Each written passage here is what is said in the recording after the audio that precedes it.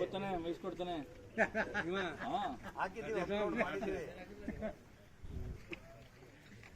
ಪ್ರಕಾಶ್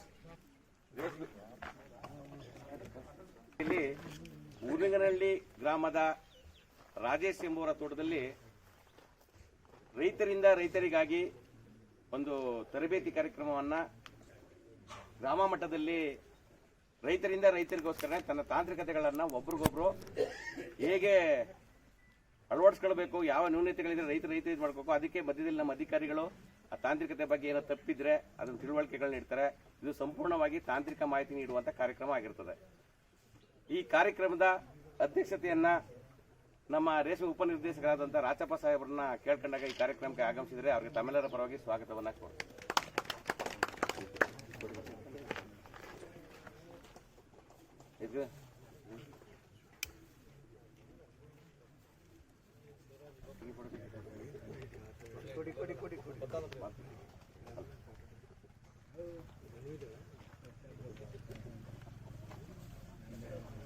ಈ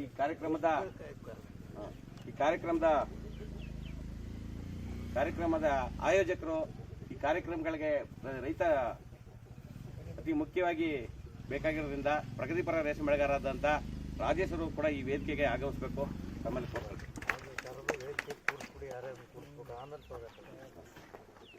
ಇನ್ನೊಬ್ರು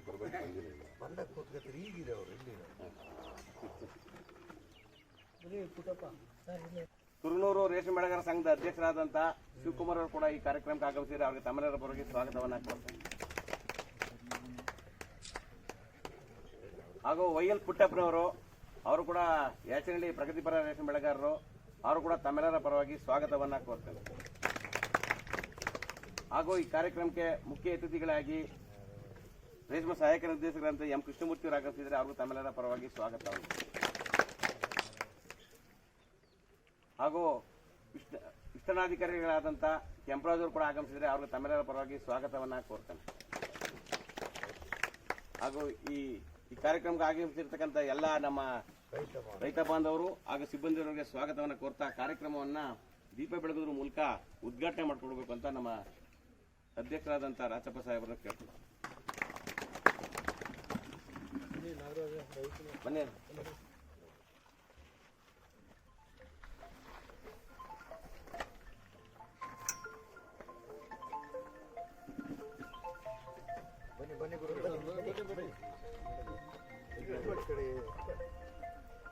ಈ ಕಡೆ ಬರೋದು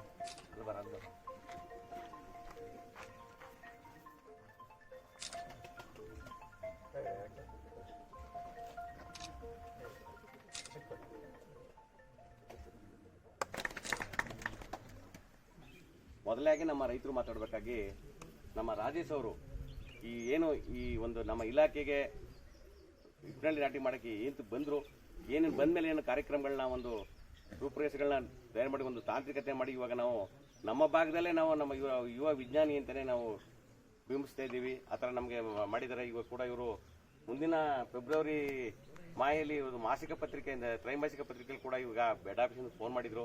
ನೆಕ್ಸ್ಟ್ ಇವ್ರದ್ದು ಹೆಸರುಗಳನ್ನ ಇವ್ರದ್ದು ಆಗ್ತಾ ಇದ್ದೀವಿ, ನೀವು ಕಳಿಸ್ಕೊಟ್ಟಿರೋದು ಅಂತ. ಅದ್ರ ಬಗ್ಗೆ ನಮ್ಮ ರೈತ ಬಾಂಧವರಿಗೆ ನಮ್ಮ ಇವರು ರಾಜೇಶ್ ಅವರು ತಿಳಿಸ್ಕೊಡ್ಬೇಕು. ತಮ್ಮ ತಾಂತ್ರಿಕತೆಯನ್ನು ಏನು ಅಳವಡಿಸಿದ್ದಾರೆ, ಏನು ಈ ಕಾರ್ಯಕ್ರಮಕ್ಕೆ ಬಂದ್ರಿ ನೀವು ನಮ್ಮ ಇಲಾಖೆನ ನೆಚ್ಕೊಂಡು ಅನ್ನೋದ್ರ ಬಗ್ಗೆ ತಿಳಿಸ್ಕೊಡ್ತೀನಿ. ಎಲ್ಲರಿಗೂ ರೈತರಿಗೂ ನಮಸ್ಕಾರ. ನಾನು ಅಣ್ಣವ್ರು ಹೇಳೋರು ರೇಷ್ಮೆಗೆ ಏನಕ್ಕೆ ಬಂದೆ ಅಂತ ಏನೋ ಆಸಕ್ತಿಯಿಂದ ಬಂದು ಆಮೇಲೆ ಹಿಂಗೆ ಮಾಡ್ತಾ ಆಮೇಲೆ ನಮಗೆ ಗೊತ್ತಾಯಿತು ರೇಷ್ಮೆಗೆ ಬಂದಿದ್ದೀವಿ, ಸ್ವಲ್ಪ ದುಡ್ಡು ಮಾಡ್ಬೋದು ಅಂತ ಅನ್ಕೊಂಡು ಬಂದು ಅದ್ರ ಜೊತೆಗೆ ಕಷ್ಟಗಳು ಗೊತ್ತಾಯಿತು. ಅದ್ರ ಮೇನ್ ಕಷ್ಟ ಏನು ಅಂತಂದರೆ ಕಾರ್ಮಿಕರ ಸಮಸ್ಯೆ. ಎಲ್ಲರಿಗೂ ಗೊತ್ತಿರೋದು ಇವತ್ತು ಮೇಜರಾಗಿ ಕಾರ್ಮಿಕರ ಸಮಸ್ಯೆ, ಕೂಲಿ ಕಾರ್ಮಿಕರು, ರೈತರಿಗೆ ಬೇರೆ ಕಡೆ ಇವತ್ತು ತುಂಬ ಚೆನ್ನಾಗಿ ಯಥೇಚ್ಛವಾಗಿ ಹೊರಗಡೆ 800-1000 ಕೊಡ್ತಾರೆ, ನಮ್ಮಷ್ಟು ಕೊಟ್ಟು ನಾವು ಏನು ಮಾಡೋಕ್ಕಾಗಲ್ಲ.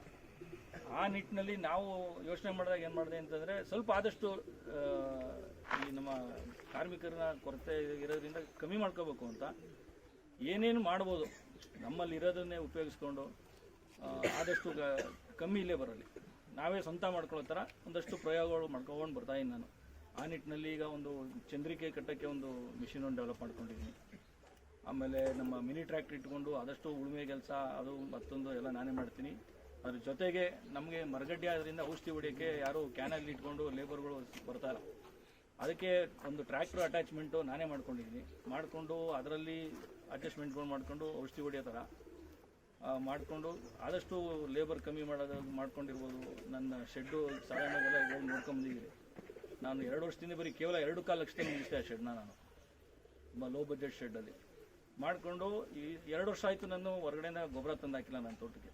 ಇರೋ ಏನು ಕಡ್ಡಿ ಇದೆ ಇಲ್ಲೇ ನಾನು ಅದನ್ನೇ ಉಪಯೋಗಿಸ್ಕೊಂಡು ಅದನ್ನೇ ಗೊಬ್ಬರ ಮಾಡಿಕೊಂಡು ನನ್ನ ತೋಟಕ್ಕೆ ಗೊಬ್ಬರವಾಗಿ ಉಪಯೋಗಿಸ್ತಾ ಇದ್ದೀನಿ. ಅದ್ರ ಜೊತೆಗೆ ಈಗ ನಮಗೆ ನೀರಿನ ಪ್ರಾಬ್ಲಮ್ ಶುರುವಾಗಿದೆ.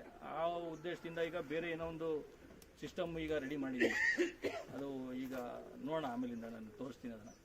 ಯಾಕೆಂದರೆ ನಮಗೆ ಈಗ ಹೊಸದಾಗಿ ಬೋರ್ ಹಾಕ್ಸ್ಬೇಕು ಅಂತಂದರೆ ಈಗ ತಿರ್ಗಾ ಹೊಸ ಪಾಯಿಂಟ್ ಹುಡುಕ್ಬೇಕು. ಹೊಸ ಪಾಯಿಂಟ್ ಹುಡುಕಿದ್ರೆ ಲಾರಿ ಒಳಗಡೆ ಬಂತು ಅಂತಂದರೆ ಅರ್ಧ ತೋಟ ಹಾಳಾಗ್ಬಿಡ್ತದೆ. ಸೊ ಇರೋ ನೀರಲ್ಲಿ ಏನೇನು ಮ್ಯಾನೇಜ್ ಮಾಡಬೇಕು ಅದನ್ನೊಂದು ಮಾಡ್ತಾಯಿದ್ದೀನಿ ಈಗ. ಅದ್ರ ಜೊತೆಗೆ ಈಗ ಸ್ವಲ್ಪ ನನಗೆ ಇಲ್ಲಿ ತೆಂಗಿನ ತೋಟ ಅದು ಎಲ್ಲ ಬಂದ್ಬಿಟ್ಟೋದ್ರಿಂದ ಸ್ವಲ್ಪ ಸೊಪ್ಪು ಕಮ್ಮಿ ಆಗಿರೋದ್ರಿಂದ ಈಗ ಅದೇ ಸಿಸ್ಟಮಲ್ಲಿ ಇನ್ನೂ 1.5 ಎಕರೆ ಪ್ಲಾಂಟೇಷನ್ ಮಾಡ್ತಾಯಿದ್ದೀನಿ ಈಗ.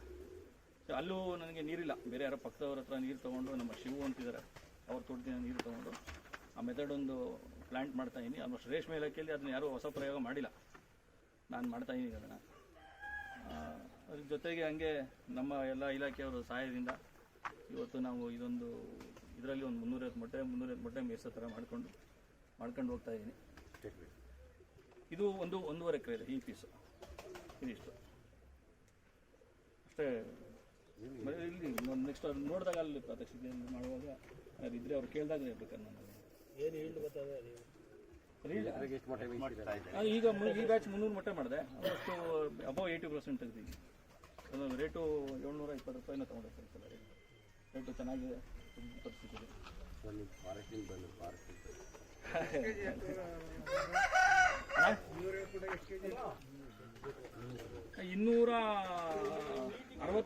ಇಲ್ಲ 250 ಚಿಲ್ಲರೆ ಎಷ್ಟು ಬಂದಿತ್ತು.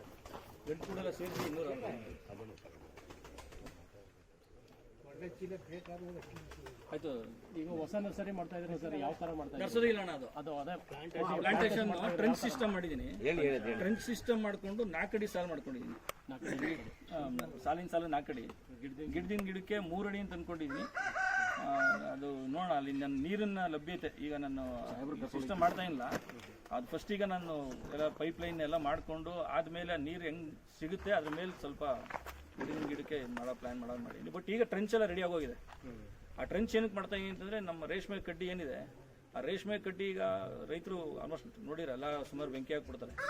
ಅದಕ್ಕೆ ನಾವು ಈಗ ಹೊಸದಾಗಿ ಮಾಡ್ತಾ ಇರೋದ್ರಿಂದ ಮೊದಲೇ ಟ್ರೆಂಚ್ ಮಾಡ್ಕೊಂಬಿಟ್ಟು ಆ ಕಡ್ಡಿನೇ ತೊಗೊಂಡು ಟ್ರೆಂಚ್ ಒಳಗಡೆ ಹಾಕ್ಕೊಂಡು ಅದೇನು ಮಲ್ಚ್ ಮಾಡಲ್ಲ, ಮೇಲೆ ಹಂಗೆ ಬಿಟ್ಕೊಂಡು ಅದ್ರ ಮೇಲ್ಗಡೆ ನಾವು ಇದು ಏನು ವೇಸ್ಟ್ ಡಿಕಂಪೋಸರು ಅಥವಾ ಸಗಣಿ ನೀರು ಮತ್ತೊಂದು ಆಗ್ತಾ ಹೋದಾಗ ಏನಾಗುತ್ತೆ, ಆಟೋಮೆಟಿಕಲಿ ಒಳಗೆ ಅದೇ ಗೊಬ್ಬರ ಆಟೋಮೆಟಿಕ್ಕಾಗಿ ಗೊಬ್ಬರ ಉತ್ಪತ್ತಿ ಆಗುತ್ತೆ. ಸೊ ಸೂಕ್ಷ್ಮ ಜೀವಿಗಳು ಆಟೋಮೆಟಿಕ್ಕಾಗಿ ಅಲ್ಲೇ ಬರ್ತದೆ, ಬಂದು ಅದೇ ಸ್ವಂತ ಗೊಬ್ಬರ ಉತ್ಪತ್ತಿ ಆಗಬೇಕು ಅಲ್ಲೇ, ನಾವು ಹೊರಗಡೆಯಿಂದ ಹಾಕೋದೇನಿಲ್ಲ. ಸೊ ವೇಸ್ಟ್ ಕಡ್ಡಿನ ತಗೊಂಡೋಗಿ ಅಲ್ಲ ಕತರ ಮಾಡಿ.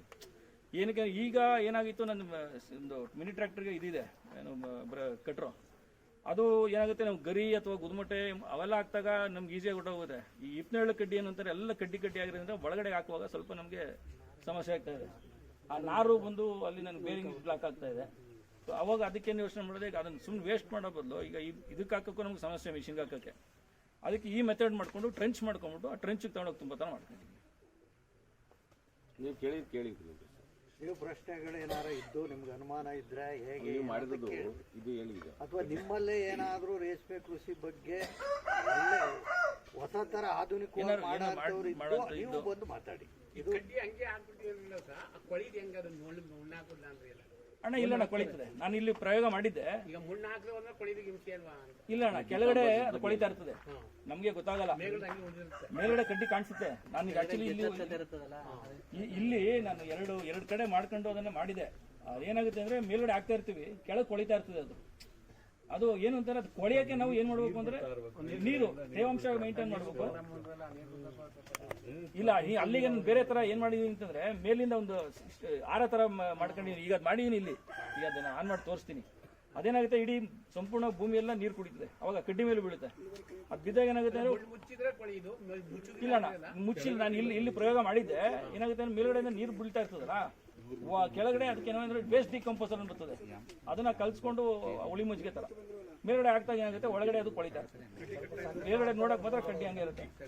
ಅದ್ರ ಜೊತೆಗೆ ಅದು ಮಾಡಿದಾಗ ಏನಂತ ಆಯ್ತದೆ, ನಮ್ಗೆ ಆ ಜಾಗದಲ್ಲಿ ಸತ್ಯನೂ ಬರೋಲ್ಲ, ಸತ್ಯ ಅವಾಯ್ಡ್ ಆಯ್ತದೆ. ಹಾಗಾಗಿ ಅದನ್ನೊಂದು ಹೊಸ ಪ್ರಯೋಗ ಮಾಡ್ತಾ ಈಗ ನೋಡೋಣ. ಅದು ಸರಿ.